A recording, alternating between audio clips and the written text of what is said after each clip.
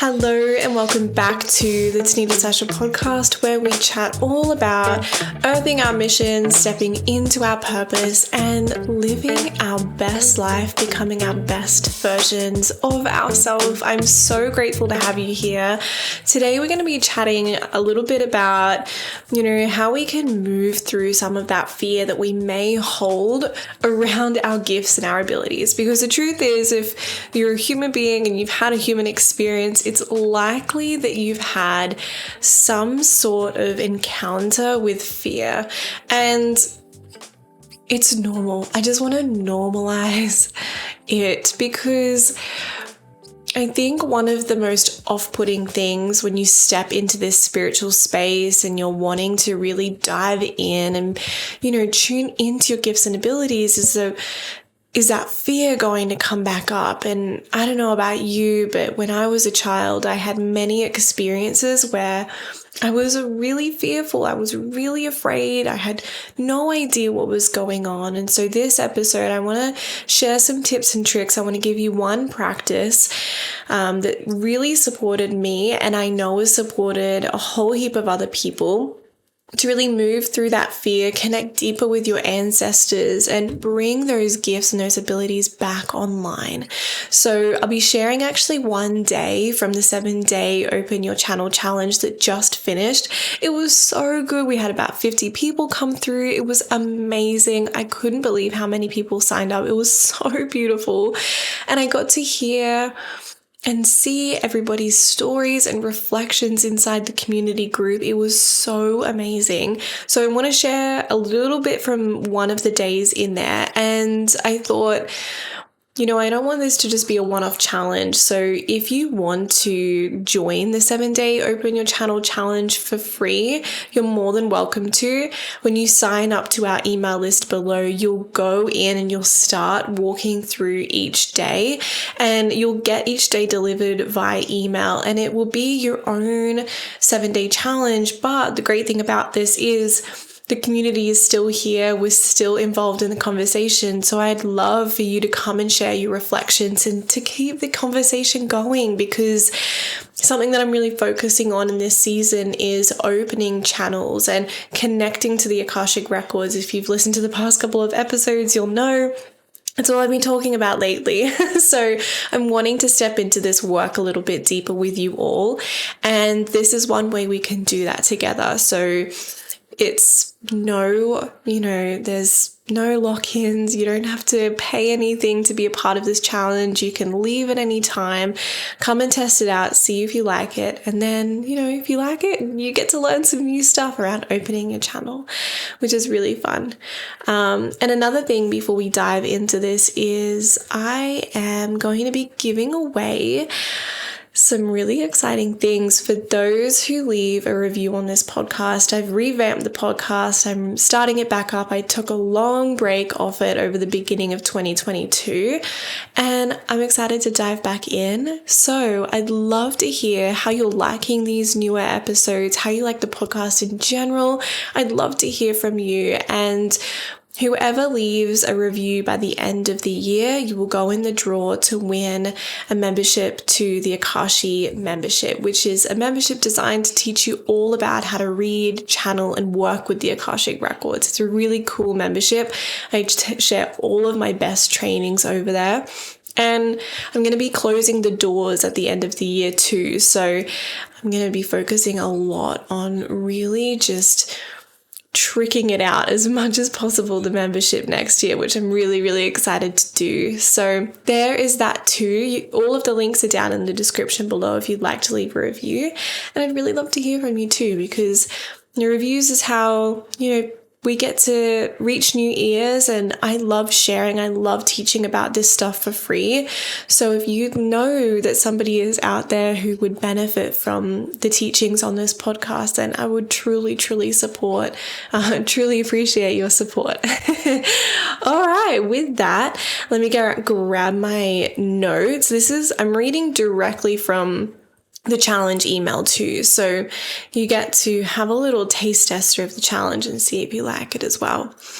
But this is from one of the days we were focusing on shadow work and support. And this comes after our body is activated as a channel and we're taking care of our human self. We know that if our human body is not taken care of, it's quite hard for our spiritual self to really open up and expand. And I always think about Maslow's hierarchy of needs, right? We have the physiological needs. We need to be hydrated. We need to have the right nutrients. We need to feel safe and supported in our body so that we can continue climbing that ladder of expansion, evolution, and really self-actualization as well. So today I'm going to be walking you through a little bit of shadow work. I personally have had to do a lot of shadow work around fear. Like I was saying at the beginning of this podcast, I experienced some really scary situations as a child, and it really put me off to the point where I wanted to shut down my gifts, and where my own parents were telling me that, you know, they knew what I was talking about, but they were too scared to talk about it. They themselves had really scary experiences that made them shut down their abilities and never want to open up ever again. I can now say that me stepping into this work has slowly invited my mum to do that, and it's so fun now because we read tarot cards together, we talk about who comes and visits us at night, and I kid you not, I could never imagine her talking about any of this when I was younger because we had so many terrifying experiences that just put her off. She's like, you have to move out of this house, you're scaring me. So of course, like as a child, I didn't want to open up to any of that, and I had to do my own shadow work. And I know that her experience, my experience, and, you know, others around me, we've all gone through this feeling of fear that creates just so much unsafety in the body, and we don't want to open up. So the shadow work is important. It's deep, deep work, but it is really important if you have that longing, that desire, that knowing that you are meant to be a channel, or you're meant to be connecting with a frequency that's not in this fourth dimension, right? The Akashic Records, angels, there's so many different frequencies waiting, and entities and beings and beautiful, loving energies that want to come through to teach you or express through you. And so one of the ways that we can really become and be that clean channel and access the information that we're wanting to access is through doing this shadow work. We have to clear it out. So I first began my intentional journey of strengthening my abilities, you know, opening my channel. I noticed that there was a lot of fear, both conscious and subconscious. So I knew that, you know, my parents were afraid. I knew that I had a lot of situations as a child that I was really scared of and afraid of. I knew that. But there was a lot of fear that was much more deep rooted than that. There was a lot of fear that was sitting in my unconscious mind. It was sitting in my past lives that I kind of had to go on a little excursion, right? Total Scorpio vibes. I had to like investigate. I'm a Scorpio rising, so I love a good investigation. But once I started to dig deeper, I started to unravel so many knots that were just kind of in my way of accessing that free-flowing, turned all the way up divine flow. And one of the ways that I did this was actually through fire gazing. I am deeply connected to the fire element. I have a lot of fire in my chart. And if you listen to last week's episode, you could be able to have a good understanding of which element you're really drawn to.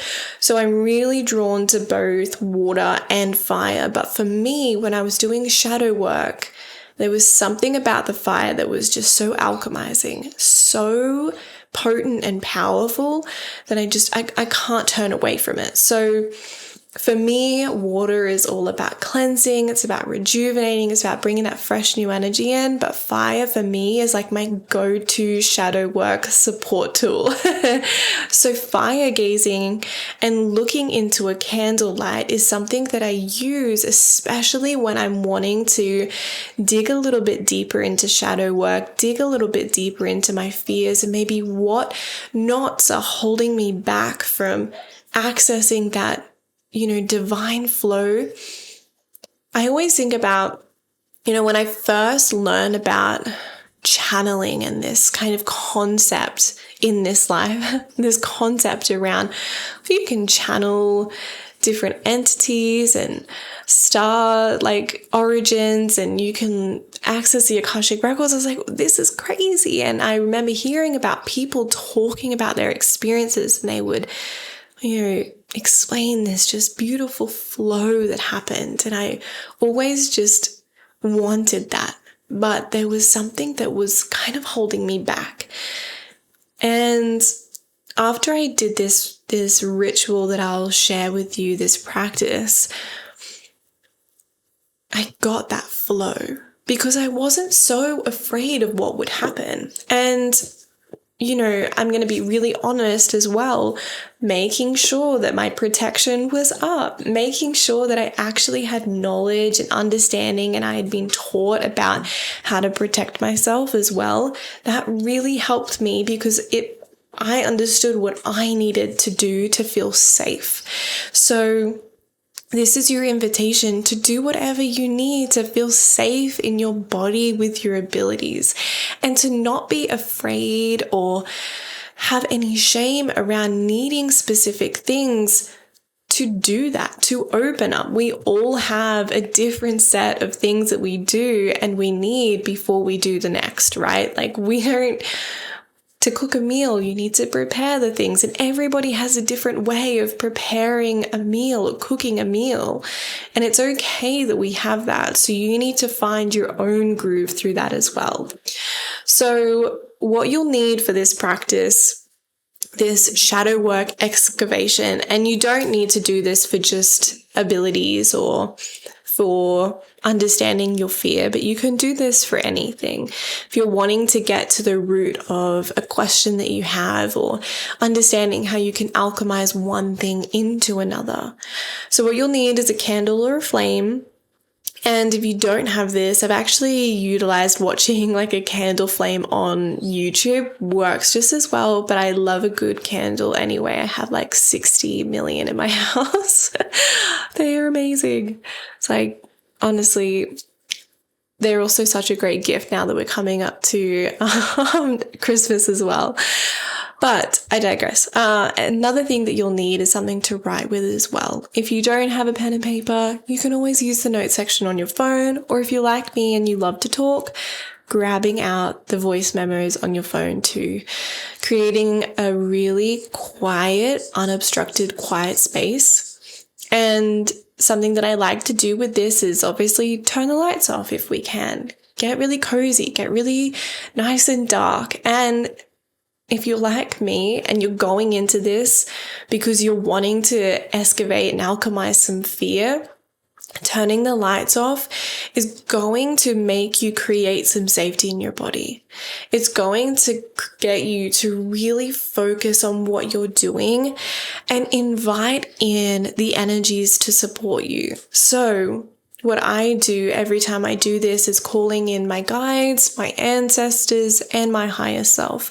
I get all of them in the room with me, and I imagine them sitting in a circle, holding hands, just supporting me as I enter this practice. And then I write my question out or speak my question out loud, which is, what is potentially holding me back from my ability to open my channel and access that divine flow that I know I can access? And then once you stare into the candle and you allow your third eye, your mind, to just open up the more that you look at this flame, you're inviting the answers in through a different way, through a different channel, right? And so allow that connection to take place for a couple of minutes. Truly what comes through, you need to trust that it's meant to be. And there are some things that you can do prior to this candle practice to support that as well. I always, before I do any practice that I know I'm going to be the one receiving, I always ask my fear, my doubt, and my anxiety to take a step aside. And I always say from this point onwards, anything that I receive is meant to be for me, and I accept it. And that way my mind cannot question, it cannot doubt, and it cannot, confuse what's coming through no matter where it's coming through from. One of the questions I get asked all the time from my students is, well, how do I know that it was actually coming from where I wanted it to come from? How do I know it wasn't just my mind making up the answers? I'm going to have to remind you, you are an expression of the divine. You are an extension of divine source. If it's coming from you, it's coming from the divine. But our mind wants to, split everything, put it into nice boxes, pop labels on it. And in these practices, when we're intentional with what we're wanting to receive, we're intentional with the energy that we're connecting with, we've popped, protection, barriers, we've put the boundaries up, we have a clear line of access to what we want. We can trust that whatever comes through that access line is meant to be. So allowing this practice to take place and then asking, how can I actually alchemize this into gold? When I did this, that's when the practice around, or the pre-practice, the pre-opening ritual around, I asked my ego, fear, and anxiety and doubt to take a step aside, that's when that came through, because that's alchemizing. And this whole notion around you don't actually have to release any part of yourself to open up came through for me. This was my own experience, right? Because prior to that, I thought to be a spiritual channel, to channel the Akashic Records, I have to let go of myself. I have to completely detach from who I am as an individual. And while that's true to some degree when you're reading for another person, for me, it's not true when I'm channeling for myself. It's not true that I have to let go of myself. It's not true that I have to become this empty conduit. I can allow every part of me to watch myself open up. And even if they're not playing a key role, every part of me can be that. To be there, to be witness. Because I don't know about you, but this is freaking healing work. And if you are signed up to heal your lineage, to be the one to share your gifts in this world, why wouldn't you allow every part of you to be there? Why wouldn't you allow the parts of you to channel? That can channel, that do hold that wisdom, right?